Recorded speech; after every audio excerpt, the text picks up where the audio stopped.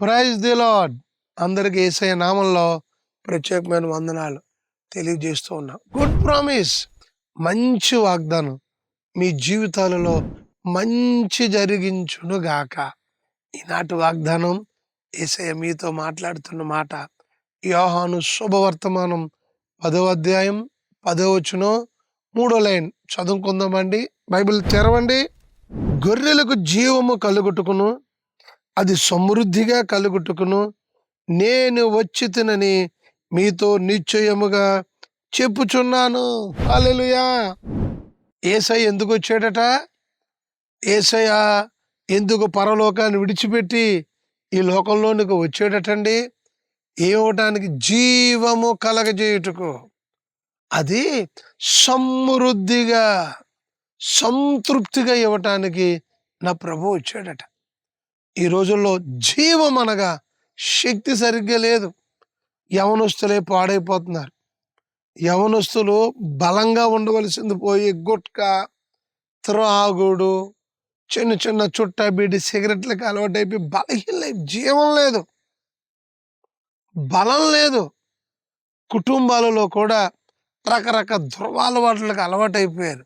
దేవుడు ఆ పాప శాప నుంచి విడిపించి దేవుడు జీవమును కలగజేస్తున్నాడు. కొంతమందికి ఏ అలవాట్లు లేకపోయినా బలహీనుడిగా ఉన్నావా, రోగిగా ఉన్నావా, జీవాన్ని దేవుడు ఒక నూతన శక్తినిచ్చి దాన్ని సమృద్ధిగా ఇస్తున్నాడట.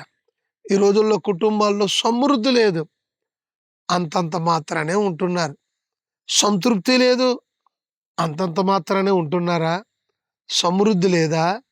యేసు ప్రభు పరలోకాన్ని వదిలిపెట్టి ఎందుకు ఈ లోకంలోనికి వచ్చాడు అని అంటే, నీకు సమృద్ధిని ఇవ్వటానికి, సంతృప్తిని ఇవ్వటానికి నా ప్రభు వచ్చాడు. ఈ వాగ్దానం నీ కుటుంబంలో నెరవేరునుగాక.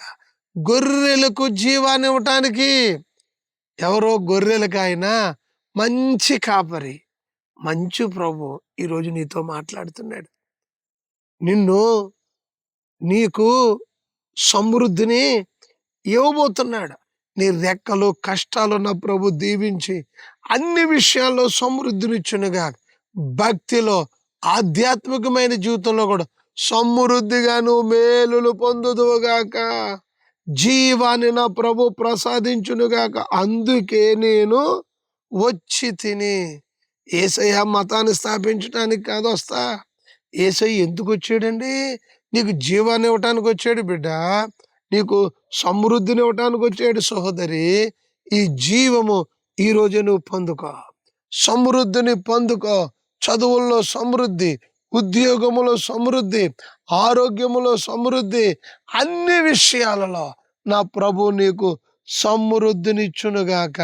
ఈ వాగ్దానము నీకు నీ పిల్లలు పొందుకోవాలని నేను మనసారా దీవిస్తూ ఉన్నాను, మనసారా ఆశీర్వదిస్తూ ఉన్నాను.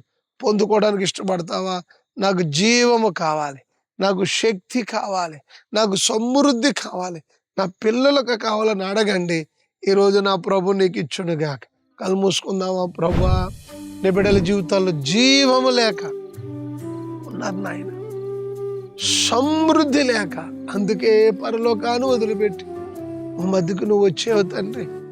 మా మధ్యకు వచ్చి జీవాన్ని ఇస్తానంటే ప్రజలు పొందుకోలేకుండా ఉన్నారు. ఈరోజు ఎంతమంది అయితే మోకరించారో, ఎంతమంది అయితే చేతులు ఎత్తారో, వారి జీవితాల్లో జీవము కలుగునుగాక. నేనే జీవము అన్నారయ్యా. జీవాధిపతి యగు దేవా, నీ జీవం ప్రసాదించు. మంచం మీద పడి ఉన్నారేమో, జీవాన్నిచ్చి లేవనెత్తు బాబయ్య. సమస్యలను బట్టి కృంగిపోయి పడిపోయి ఉన్నారేమో, జీవాన్నిచ్చి నడిపించు నాయన. అయ్యా, అనేక మంది నిందలు, అవమానాలు, మాటల చేత కృంగిపోయి లేవలేకున్నారేమో, జీవము దయచేయండి. అది సమృద్ధిగా కలుగునుగాక. సంతృప్తి కలగనివ్వండి తండ్రి. ఈ వాగ్దానము వీరి దూరస్తులందరికీ కలుగునుగాక.